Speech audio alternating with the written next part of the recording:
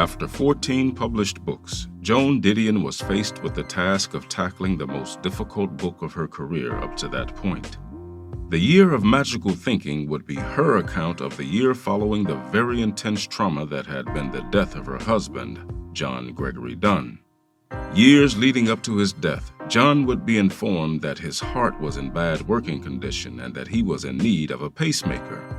After the operation, feeling restless in Los Angeles, where they had resided for the last 20 years, John felt a strong desire to move to New York City. Living in an apartment on East 71st Street in Manhattan, the couple would frequently take walks in Central Park. Often not the same walk, not through the same parts of the park and separate walks altogether, but they would always make sure to interlock somewhere during their walk, which seems like a very fitting metaphor for their life together.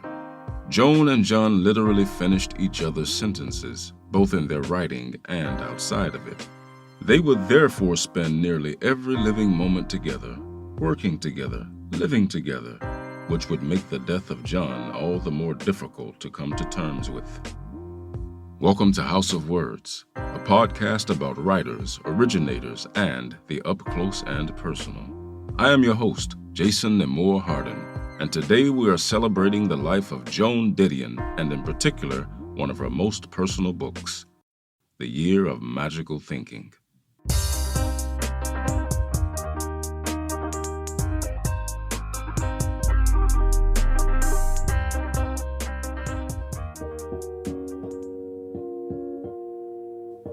Quote, I write entirely to find out what I'm thinking, what I'm looking at, what I see and what it means, what I want and what I fear.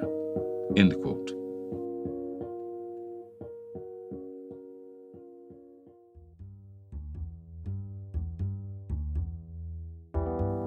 A fifth-generation Californian, Joan Didion was born in Sacramento, California on December 5, 1934 to Frank Reese and Edwina Didion.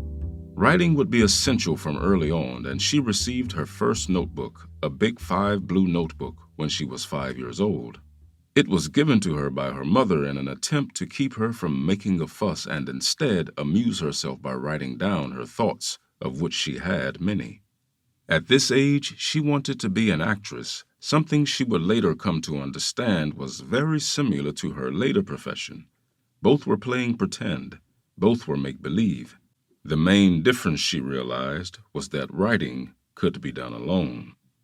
The first piece she wrote was about a woman who believes herself to be freezing to death in the cold of an Arctic night, only to find when day breaks that she has stumbled into the Sahara Desert where she will die from the heat before lunch. Later in life, Didion still wouldn't be any closer to explaining what kind of 5-year-old could conjure up such a story. One explanation for her inclination toward the more gruesome is that she grew up hearing many stories about the Donner Party.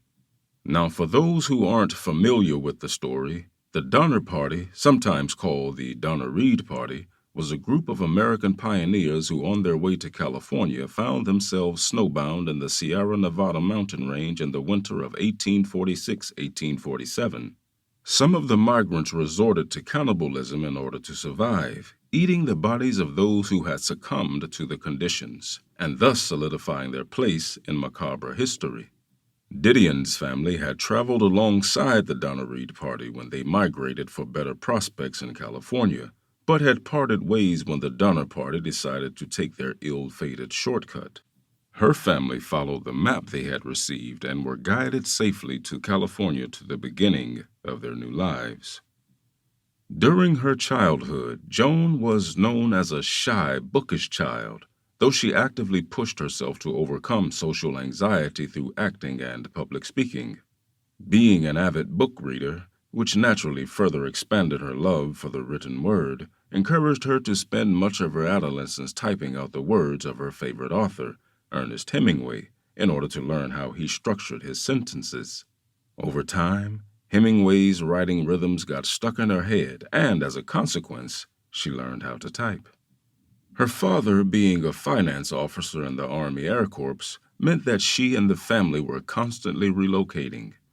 In her 2003 memoir, Where I Was From, She writes how moving so often made her feel like a perpetual outsider. This naturally did not make it easier for her to make friends, though it most likely further helped her to finely tune her focus within solitary activities, such as writing.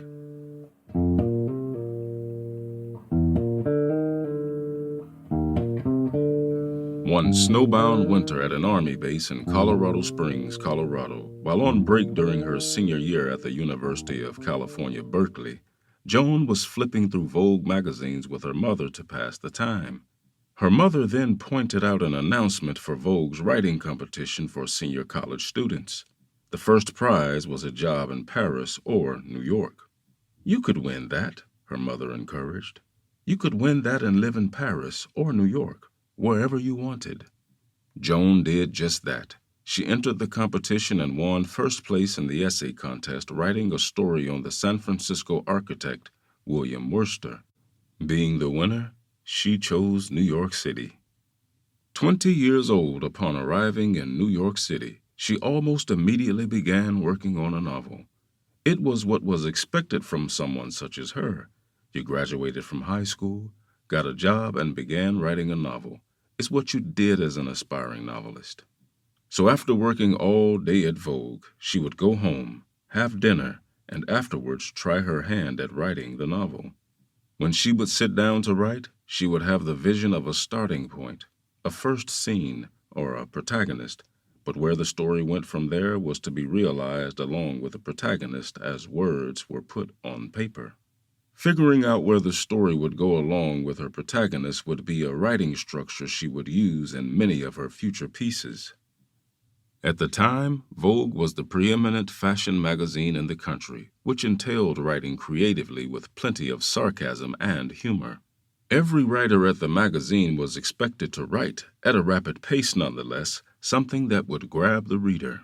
The luxury of writing and rewriting until one was satisfied was non-existent. There was simply no time for it. In a trial by fire, Joan's first piece in Vogue was assigned to her after the initial writer of the piece failed to produce it. Entitled Self-Respect, Its Source is Power, the title was already on the cover of the magazine before the article had been written. Given that the initial writer never materialized the piece, it was suddenly up to Joan to come up with the article based on only the title. Well, the final product was quite impressive, and it didn't take long before those above her at Vogue took notice of her talent. She was unafraid to write stories from her own perspective, and she wrote with originality and finesse. While at Vogue, homesick for California, she began writing another novel after her first attempt failed. This one, called Run River, about a Sacramento family coming apart. It would be her first official novel. Writer and her future husband, John Gregory Dunn, helped her edit the book, and she found an interested publisher. Published in 1963, but far from a success, Joan speculated once that it sold something like 11 copies, which meant she couldn't yet quit her day job. Her stay in Vogue would be a lasting one, starting as a promotional copywriter when she graduated from university in 1956. She worked her way up to associate feature editor by the time she left in 1964. Quote, "In time of trouble, I had been trained since childhood. Read, learn, work it up, go to the literature. Information was control." End quote.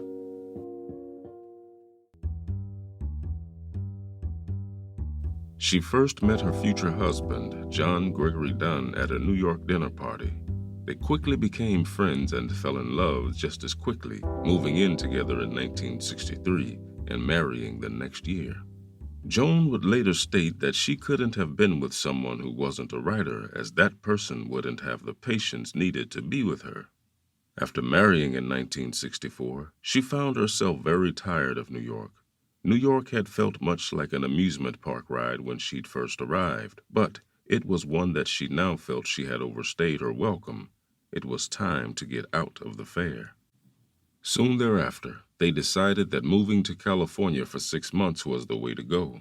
Joan put an ad in the Los Angeles Times which read, "Writer and wife, no child, desire house."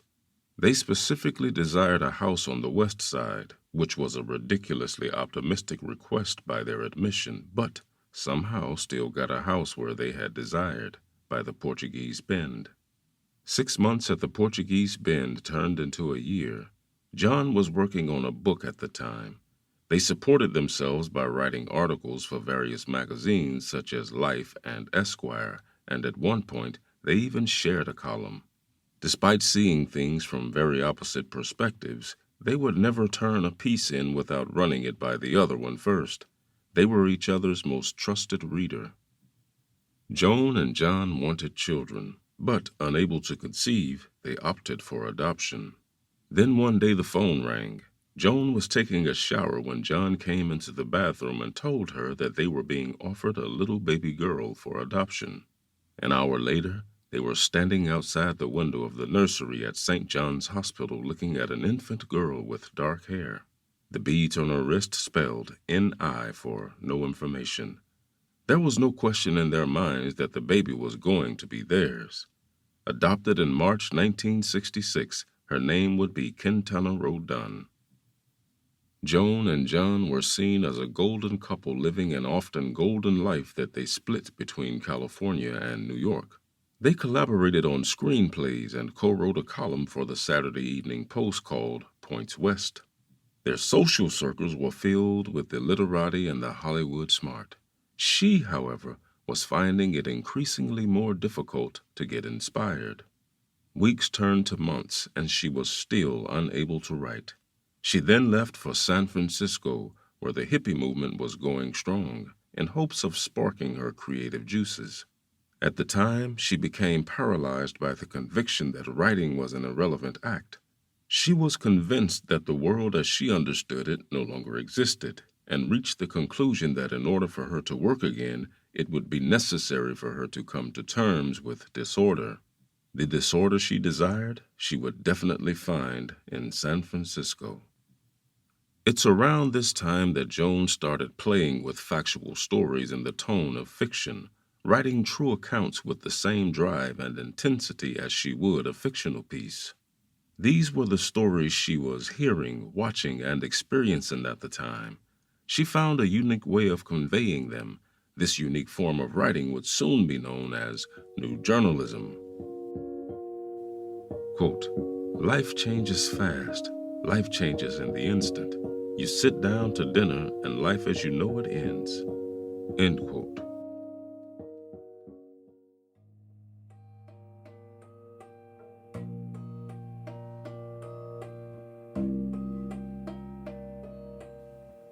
On Christmas Eve 2003, Quintana Roo called Joan and told her that she was too sick to attend dinner.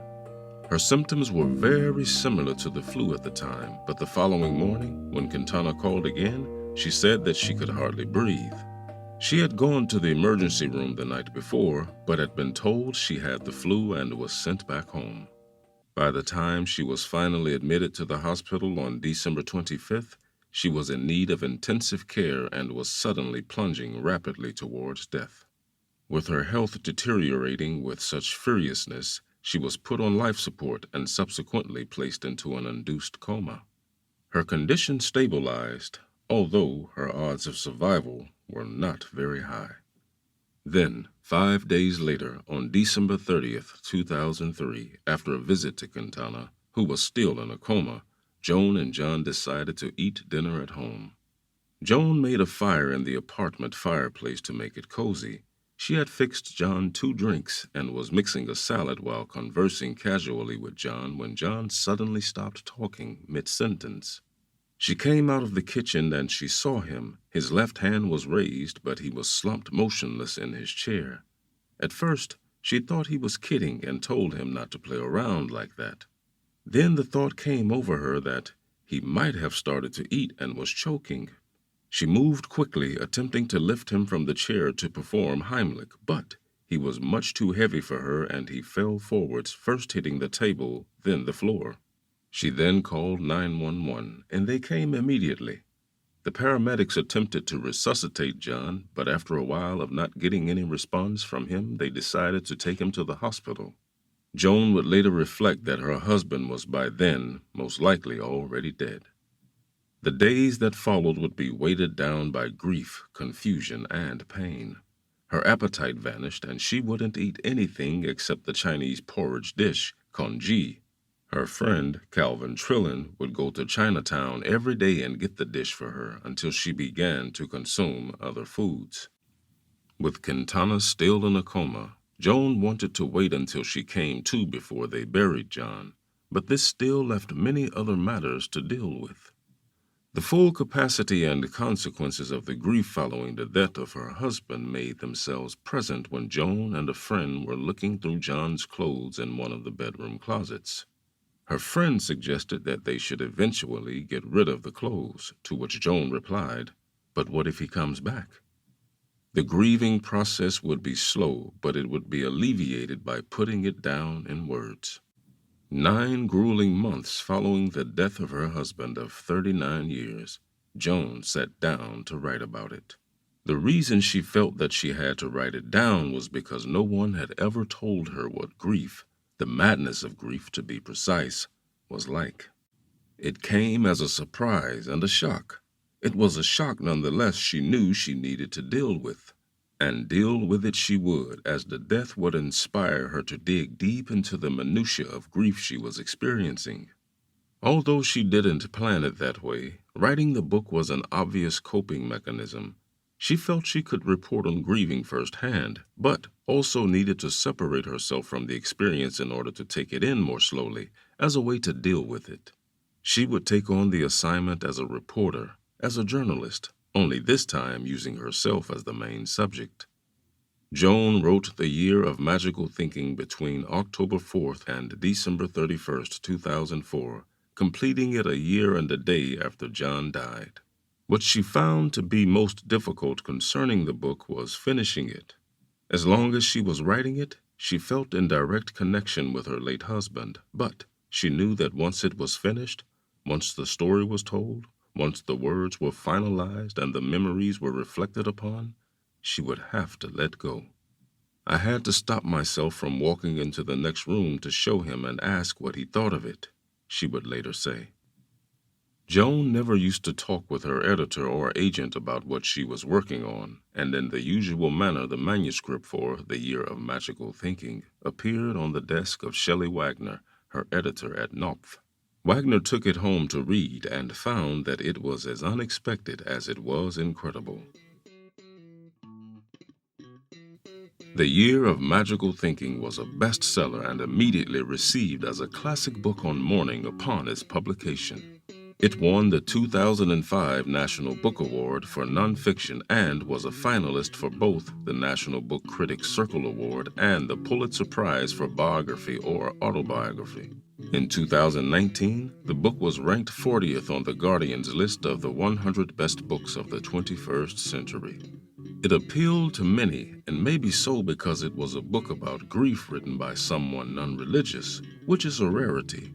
It was and still is a deep exploration into the misery and madness of grief without the solace of a god or a godlike figure, and in that sense demonstrates how someone can deal with loss from a very different angle. It wouldn't take long before it was cemented as one of the greatest books of her career. On December 23, 2021, 7 days before the 18-year anniversary of her husband's death, Joan Didion would pass away as a result of complications due to Parkinson's disease in her Manhattan apartment at the age of 87. I will leave you with a quote from one of the most vital and important words in the realm of new journalism. You get the sense that it's possible simply to go through life noticing things and writing them down, and that this is okay. It's worth doing. That the seemingly insignificant things that most of us spend our days noticing are really significant, have meaning, and tell us something. End quote. Thank you for listening. I hope you've enjoyed this episode and will spread the word about the podcast. Once again, I have been your host, Jason Nemore Hardin. We at House of Words ask that you please consider helping to make this show easier to produce and more frequent by contributing on our Patreon page at patreon.com/House of Words. Until next time, keep turning those pages.